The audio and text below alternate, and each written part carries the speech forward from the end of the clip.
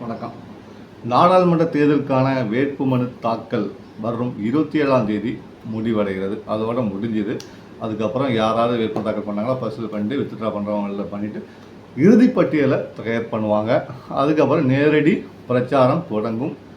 இப்போ பார்த்தீங்கன்னா நமக்கு முதல் கட்டமாக ஏப்ரல் 19ஆம் தேதி வாக்குப்பதிவு நடக்குது. கிட்டத்தட்ட நமக்கு எத்தனை நாள் இருக்குன்னு நினைக்கிங்க? மிஞ்சி போனால் ஒரு 25 நாள் தான் நமக்கு அதிகமாக இருக்குதுன்னு நினைக்கிறேன். இந்த 25 நாட்களில் அவங்க பிரச்சாரம் பண்ணி மக்களுக்கு வெற்றியை உறுதி செய்ய கட்டத்தில் கட்சிகள் இருக்கிறது. தமிழ்நாட்டை பொறுத்த வரைக்கும் அதிக அளவில் பிரச்சாரங்கள் தேவையில்லை. அது அரசியல்வாதிகள் நல்லாவே உணர்ந்திருக்காங்க. ஏன்னா தமிழ்நாட்டு மக்கள் பார்த்திங்கன்னா ரொம்பவே தெளிவாக இருப்பாங்க. சமூக வலைதளமாக இருந்தாலும் சரி, பேப்பராக இருந்தாலும் சரி, டிவியாக இருந்தாலும் எல்லா மூலமும் இல்லை பெட்டிக்கடை நியூஸில் போனால் அதிகபட்ச அரசியல் பேசுகிற டீ கடையில் கூட அரசியல் பேசி அவங்க சில விஷயங்கள் தெரிஞ்சுக்கிடுவாங்க. அவங்களுடைய கருத்துக்களை பரிமாறுவாங்க.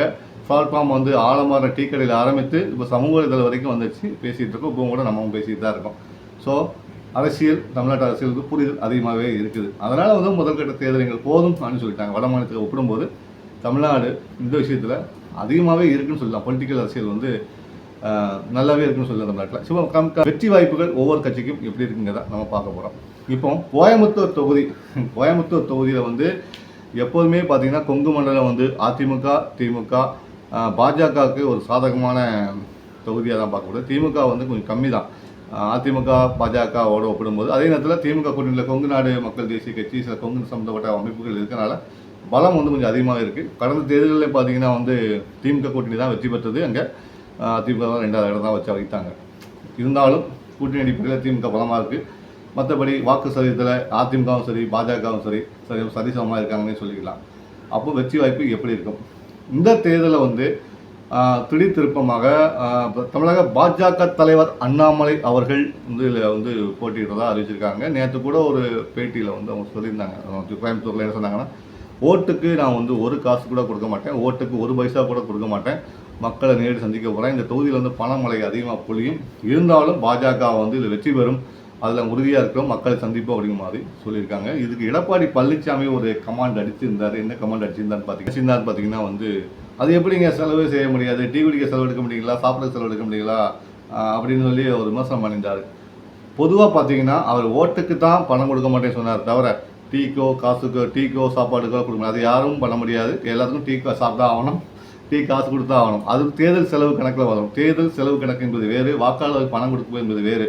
அதனால் தேர்தல் செலவுக்கு செய்வதை அவங்க தாக்கல் பண்ணிடுவாங்க. எந்த கட்சியாக இருந்தாலுமே இப்போ அவங்க தேர்தல் ஆணையமே சொல்லி பிரியாணிக்கு இவ்வளவு, சாப்பாடு அந்த லிஸ்ட்டில் வந்துடும், அது தாக்கல் பண்ண போகிறாங்க. ஆனால் ஓட்டுக்கு பணம் கொடுக்க மாட்டேங்கிறது அவருடைய நிலைப்பாடு தெளிவுபடுத்திருக்காரு. இதுக்கு எடப்பாடி பதில் சொல்லும்போது இந்த மாதிரி சொல்லியிருக்காரு. இது பற்றி விவாதமும் வளர்ந்துட்டு இருக்கு. அதை பற்றி நம்ம பேசண்டாம். ஏன்னா அந்த டாப்பிக்கில் நம்ம போகலை. நம்ம போவது வெற்றி வாய்ப்பு எப்படிங்கிறது தான். இப்போ பார்த்தீங்கன்னா அதிமுக சார்பில் சிங்கை ராமச்சந்திரன் நிற்கிறாரு. அவர் அதிமுக தகவல் தொழில்நுட்ப அணியில் இருந்தவர். அதுவே திமுகவிலையும் ஒரு வேட்பாளர் நிறுத்தப்பட்டிருக்காங்க. பாஜகவில் அண்ணாமலை நிற்கிறார். நாம் தமிழர் கட்சியும் இங்கே தேர்தலில் களங்காண்கிறது. போன தடவை பார்த்தீங்கன்னா நாம் தமிழர் கட்சி குறைஞ்சபட்சம் 1 லட்சத்துக்கு மேலே ஓட்டுகள் வாங்கியிருந்தாங்க. அதனால் நாம் தமிழரையும் இங்கே குறைத்து மதிப்பிட முடியாது. அப்போது நாம் தமிழர் கட்சி, திமுக, அதிமுக எல்லாவற்றையும் கடந்து தான் பாஜகவுடைய வெற்றியை பார்க்க முடியும். அதேமாதிரி அதிமுகவின் வெற்றியும் பாஜக, திமுக இவங்களை கடந்து தான் பார்க்க முடியும். அதுமாதிரி திமுகவின் வெற்றியும் பாஜக, அதிமுக, நாம் தமிழர் கட்சியை கடந்து தான் திமுக வெற்றியும் பார்க்க முடியும். அதாவது ஒருத்தருக்கு சலைத்தவர்கள் இல்லை என்பது இந்த தேர்தலில் தெளிவாக தெரியுது இந்த தொகுதியில். அதனால் கொங்கு மண்டல மக்கள், கோயம்புத்தூர் மக்கள் யாருக்கு வாக்களிக்க போகிறாங்கிறது அந்த தேர்தல் முடிவுகளில் தான் தெரிய வரும். இருந்தாலும் எல்லாருமே மக்களை அப்ரோச் பண்ணிகிட்டு இருக்காங்க. இந்த தேர்தலில் கமல்ஹாசன் தான் எதிர்த்து போட்டிடுவார்னு சொல்லி கருதப்பட்டுச்சு. அப்படி போட்டியிருந்தால் நல்லா இருந்திருக்குமோன்னு எனக்கு தோணுது. ஏன்னா அண்ணாமலை கமல்ஹாசன் போது ஒரு விறுவிறுப்பு இருக்கும் இல்லையா, அந்த மாதிரி ஒரு சந்தர்ப்பம் அமைய பார்த்தா கமல்ஹாசன் இதில் பின்வாங்கியிருக்காரு. பரவாயில்ல, அதாவது பதிலுக்கு திமுக வேட்பாளர் நிற்கிறாங்க. யார் வெற்றி பெறுவார் என்பதை பற்றி நீங்கள் நினைக்கிறீங்க கமெண்ட் பாக்ஸில் பதிவு பண்ணுங்கள். தொடர்ந்து அரசியல் பேசுவோம். நான் உங்கள் நன்றி.